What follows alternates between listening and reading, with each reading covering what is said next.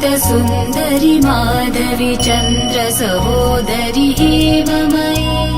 मुनिगणमण्डित मोक्षप्रदायनि मञ्जुलभाषिणि वेदनुते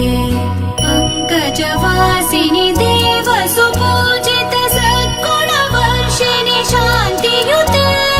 जय जय हे मधुसूदन कामिनि आदिलक्ष्मि जय पालय माम् जय जय हे मधुसूदन कामिनि आदिलक्ष्मि जय पालय माम्